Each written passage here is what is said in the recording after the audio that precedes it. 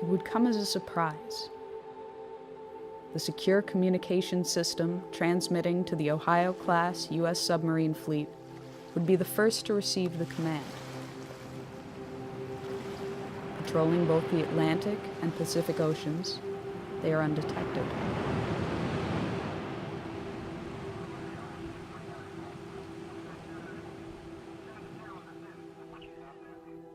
"14 of the 18 warships are equipped with 24 Trident missiles each, Trident 1s and Trident 2s. The remaining 4 are armed with 154 Tomahawk cruise missiles, which can be outfitted with nuclear warheads. The fleet as a whole represents half of the United States' strategic thermonuclear capability. A single Trident II missile is equipped with up to 8 nuclear warheads aboard a multiple independently targetable re-entry vehicle, or MIRV. A single W-88 warhead delivers the equivalent of 475 kilotons of TNT. In the case of a full deployment, the United States could unleash over 400 such missiles with between 6 and 8 warheads each.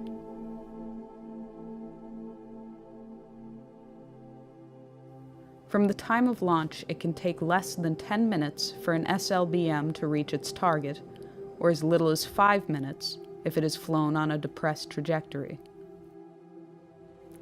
This allows a very short margin for reaction.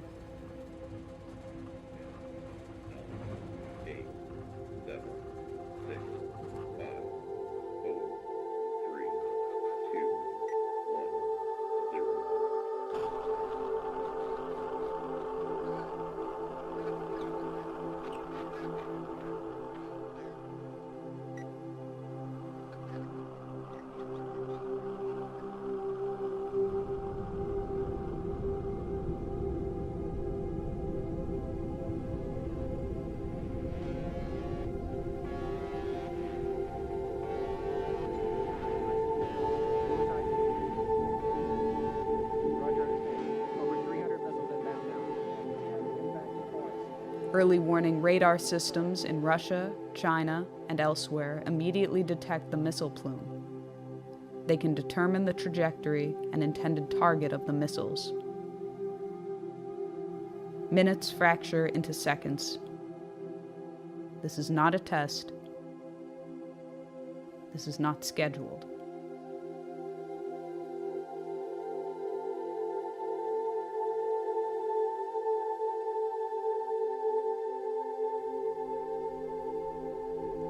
Russian nuclear command and control systems, carried over from the Soviet era, leave little time to opt out or delay a full-fledged response.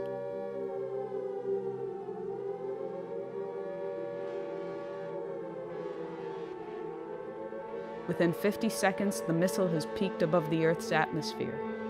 It reaches its top speed. The engine drops off. The bus releases multiple warheads as well as decoys. The radar systems on the ground are overwhelmed and unable to differentiate the two when they are in post-boost phase.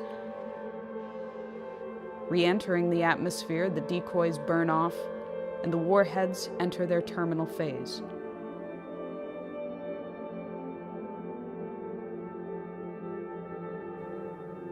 It will be less than 180 seconds before they touch down.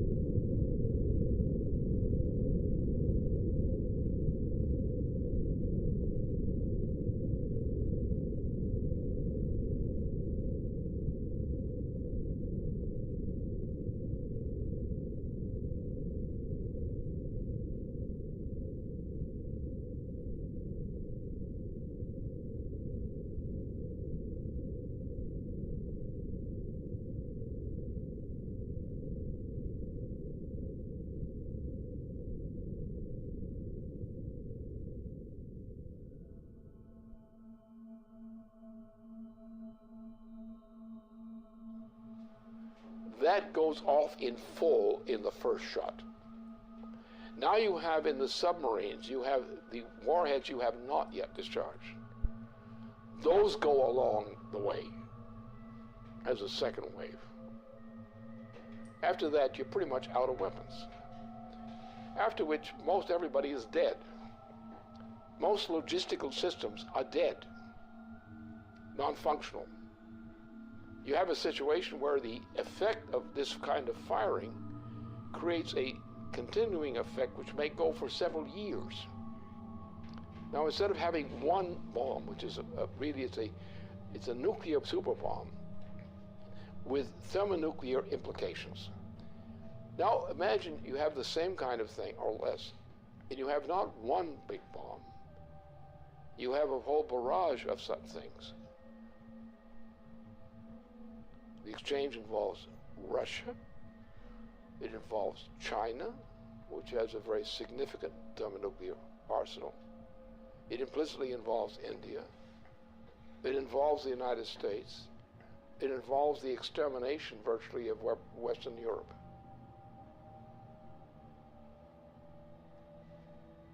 And this is what Obama represents. It's what he's intended.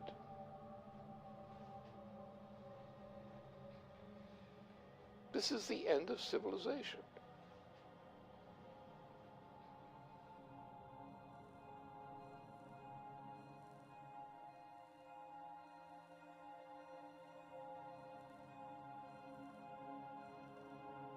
The flash was unimaginably bright. As the rain fell, the wind grew stronger and stronger, and suddenly, probably because of the tremendous convection set up by the blazing city, a whirlwind ripped through the park.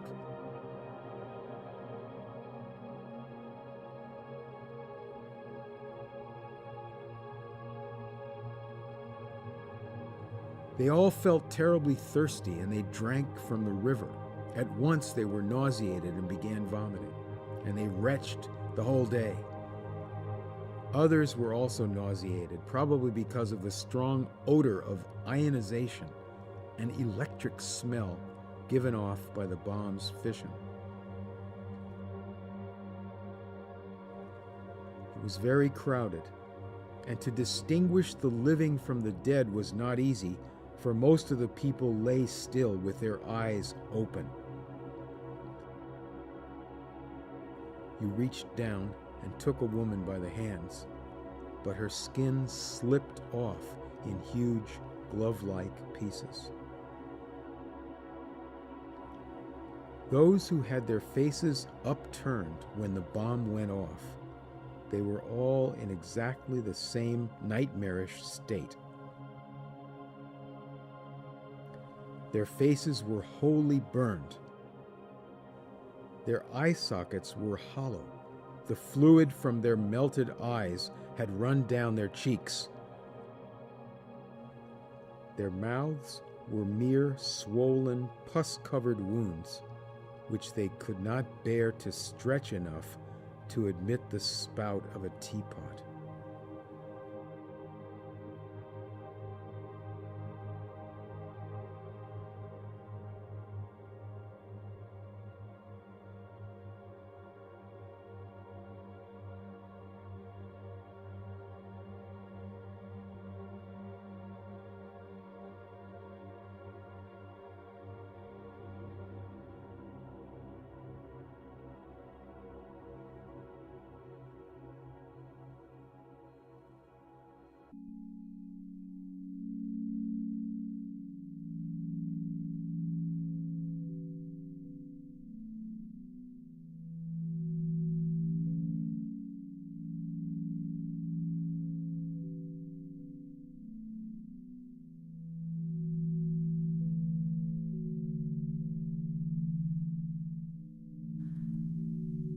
The current world population is 7 billion persons. The current global nuclear arsenal is approximately 5,000 megatons. After a full nuclear exchange and the immediate loss of life at the points of direct impact and surrounding fallout zones, the ongoing environmental, climatic, and social consequences continue for years. The dust and soot picked up from fires, burning cities, and other target sites has been compared to a volcanic eruption, but far more long-lasting. A regional nuclear conflict, employing only 0.3% of the global nuclear arsenal, would potentially result in 1 to 5 million metric tons of black carbon that would be spewed into the Earth's atmosphere.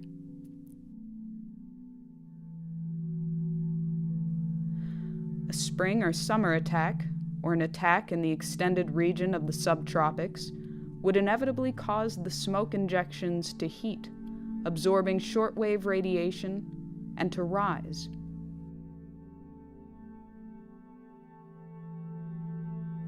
Within a week, what is not washed out immediately in black rain has risen through the troposphere and into the upper stratosphere, where it will remain for many years.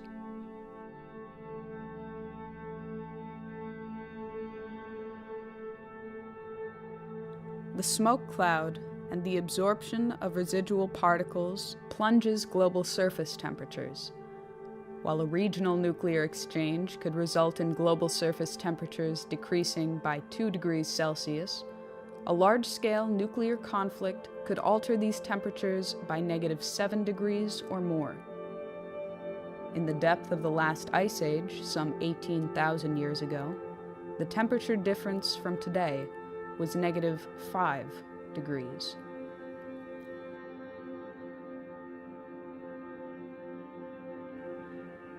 Famine for billions of people far from the target zones would be the result of a -2 degree change. Growing seasons would be shortened by nearly 3 weeks, wiping out crops. A change in 5 degrees would sufficiently ruin Canadian agriculture entirely. If world grain reserves were not destroyed in the initial exchange, reserves would last for 71 days, with little, if any, means of transportation.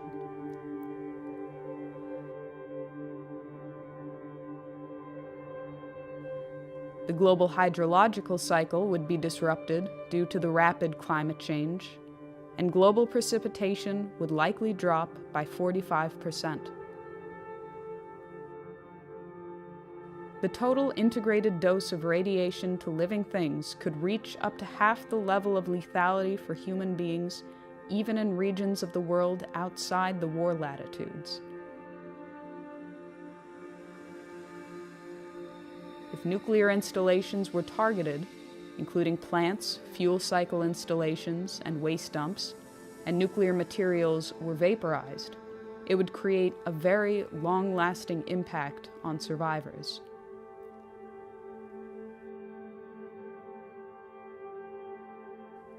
These are only the projected consequences, but it has been said that the effects of a nuclear war that cannot be calculated are just as important as those for which estimates exist. Both, however, are subject to very large uncertainties. These estimated consequences have, so far, survived the scrutiny of scientists in the East and West for the past 30 years.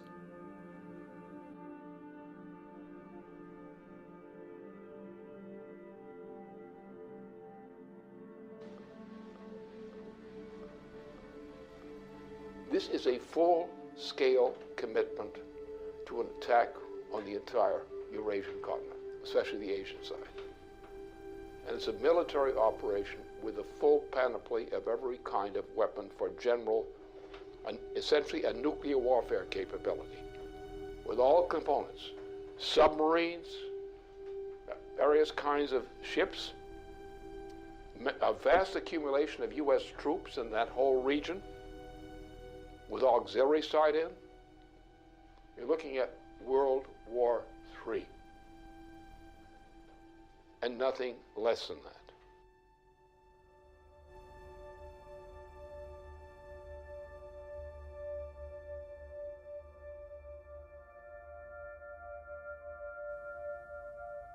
In the period of late 2011, U.S. President Barack Obama inaugurated a Pacific Century, or a Pacific Pivot, which expands U.S. military presence in the naval theaters of the Pacific and Indian Oceans. This expansion has been seen as an attempt to contain China and erode its regional sovereignty by building up a presence in bordering territories.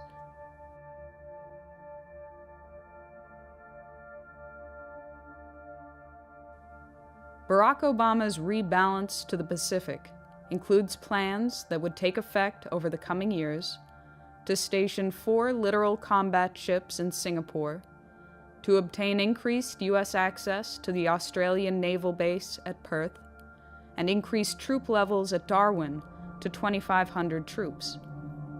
There are also plans to expand troops in South Korea to 28,500, to expand troop presence in Guam, the Philippines, Japan, and to maintain the forward deployment of U.S. aircraft carriers in that theater.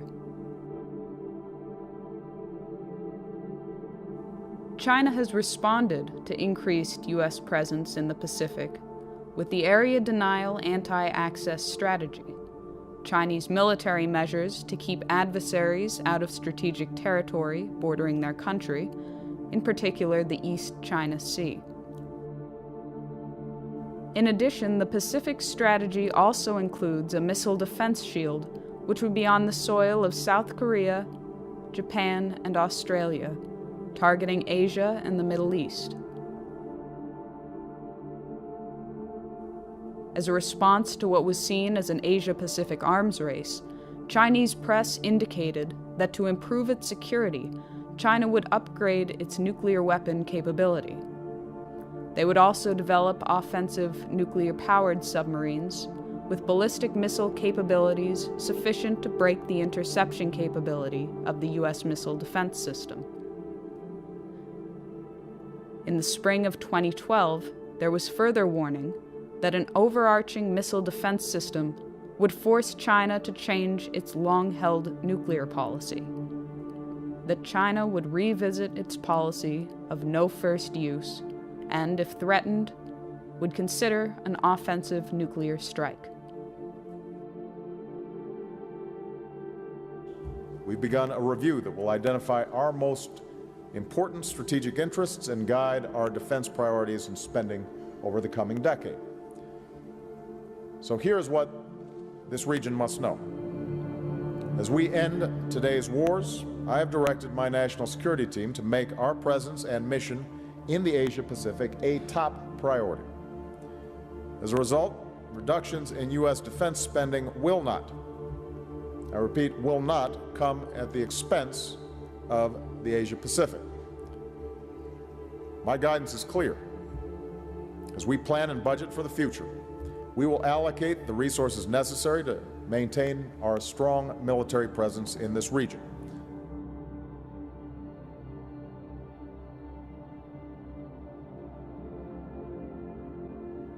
Since the 2009 inauguration of the Obama administration, plans for the European phased adaptive approach have continued and escalated in spite of Russian offers of a joint ABM system. In May 2012, NATO announced that Phase 1 of that system was operational.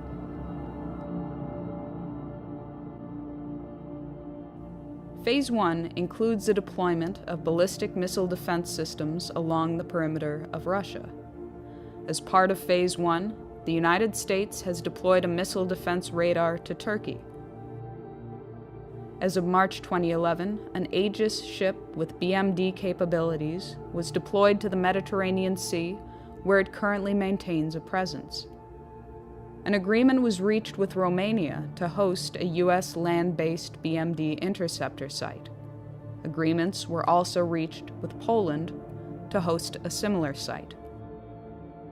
The existing naval facility in Rota, Spain, also agreed to host 4 U.S. Aegis destroyers, each with BMD capabilities and equipped with Tomahawk missiles able to deliver both conventional and nuclear warheads.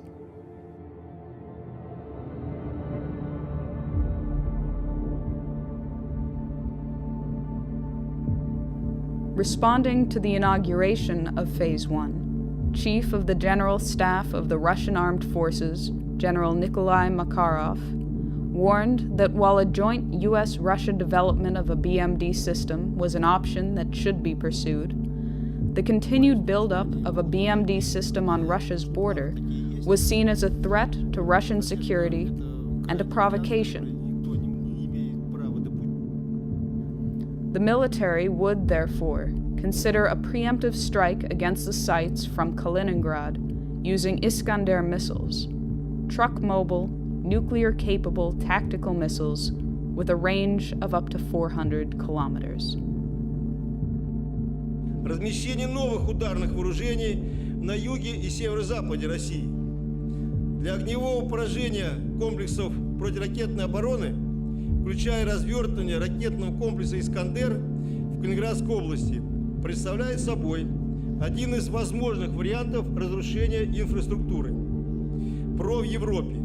С учетом дестабилизирующего характера системы ПРО, а именно создание иллюзии нанесения безнаказанного разоружающего удара, принятие решения об упреждающем применении имеющихся средств поражения будет приниматься в период обострения обстановки.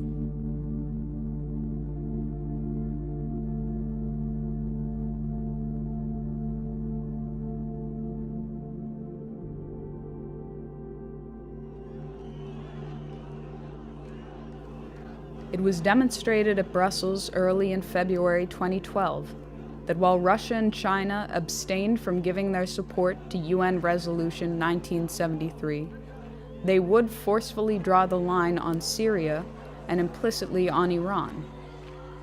That future interventions or regime change operations in violation of the United Nations' professed commitment to defend the sovereignty of all independent states would no longer be tolerated and would be countered by force if necessary.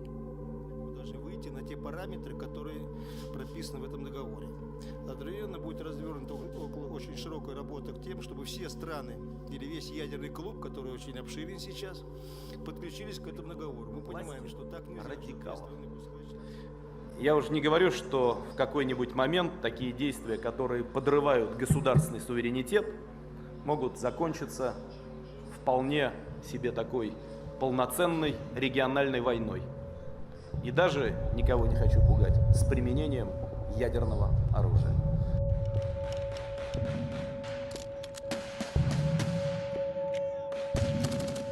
In a speech before the 18th General Assembly of the United Nations, President John Kennedy warned even little wars are dangerous in a nuclear world. Today it has been through the hardline preventive actions taken by the U.S. Joint Chiefs of Staff and the Russian military and political leadership that have held back the tides of a threatened international conflict. Simultaneous with these delays, the economic conditions in the transatlantic have deteriorated to the point of imminent breakdown, while the Eurasian region has enjoyed relative prosperity in comparison.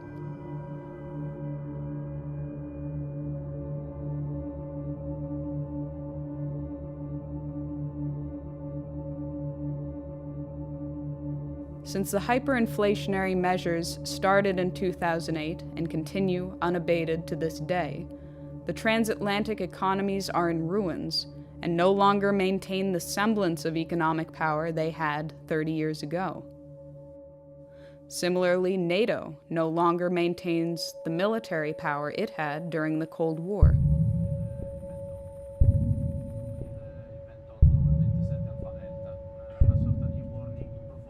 Only the United Kingdom, France, and the United States, among the NATO countries, maintain their own nuclear arsenal. France is believed to have a nuclear stockpile of 300 warheads. And Britain maintains a stockpile of 225 with 160 active nuclear warheads.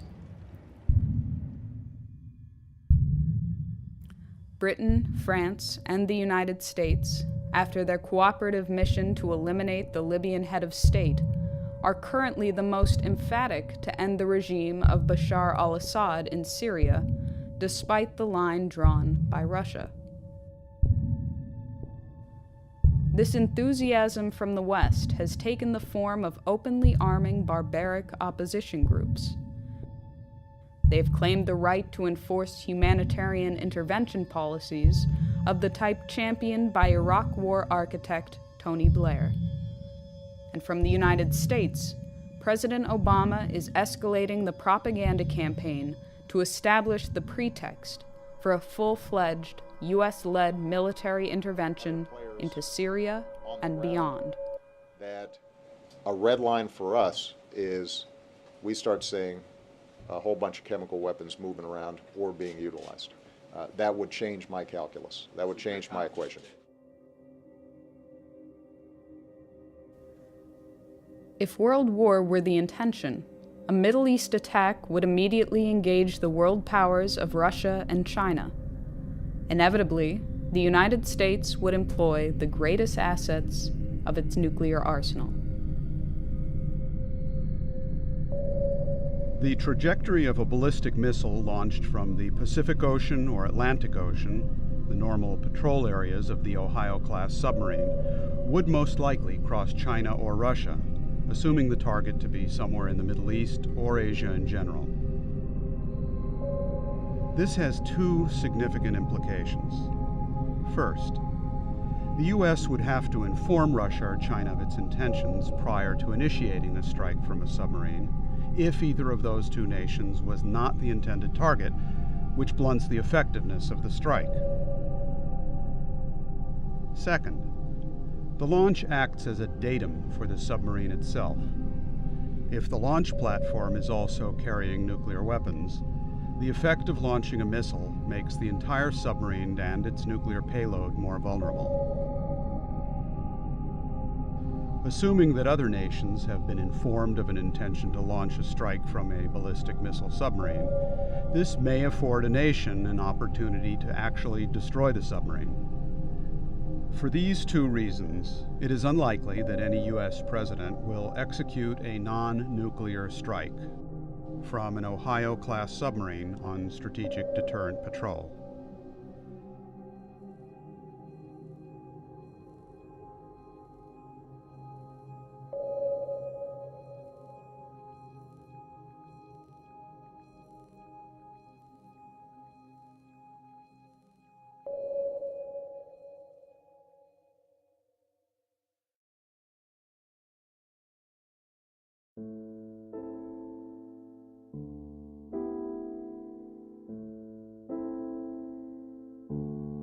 At the commencement of the August 1983 Erice Conference on the technological basis on which to build peace, Chairman Antonino Zikiki spoke of the consequences to humanity and the planet as a whole if a personality came on the scene foolish enough to provoke a worldwide thermonuclear confrontation. He warned that in history, fools have never been lacking. Sooner or later, in 10, 20, or maybe 100 years, a fool will come forth. When the fool appears on the scene, mankind will find itself with hundreds of millions of dead, with the ozone layer destroyed by 50%, with the average temperature of the planet lowered by at least 7 degrees, with an enormous amount of radioactivity about, and with mountains of ashes instead of the vast treasures accumulated in centuries of laborious and intelligent activity in all parts of the world. When dealing at the level of thermonuclear war, these decisions ultimately fall to the personalities of the heads of state involved.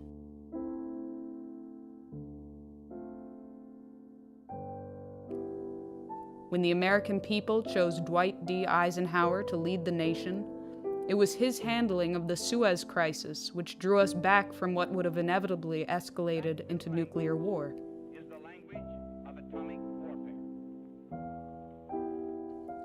When the American people selected John F. Kennedy to be Commander-in-Chief, it was his commitment to survival and progress and peace that guided his hand in dealing with Soviet Premier Nikita Khrushchev in Cuba, in Berlin, and in securing a nuclear test ban treaty.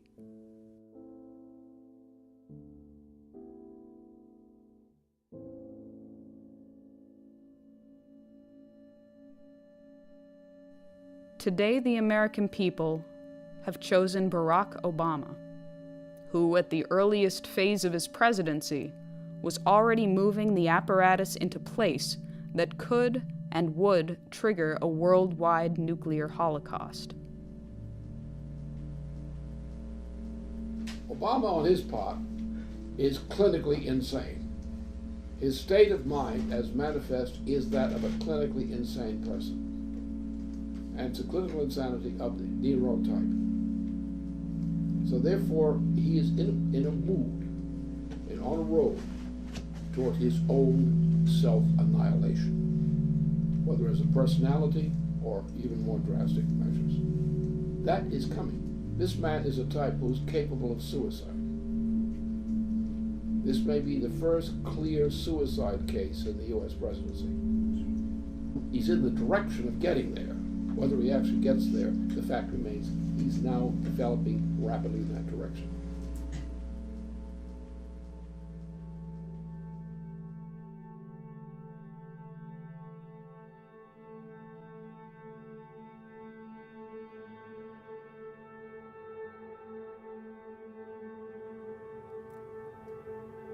The American people will soon go to the polls to decide the next President of the United States.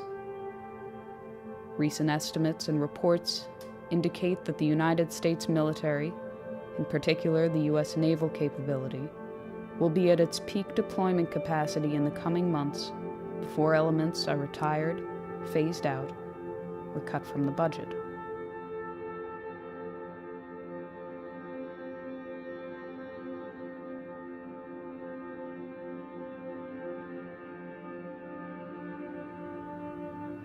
If ever there were a time to launch an attack, it would be now, in these coming months.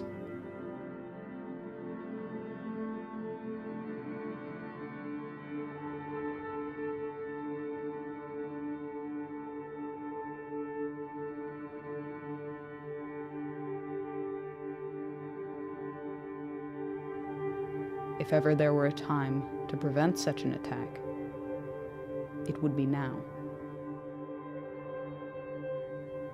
before the consequences of the November 6 election.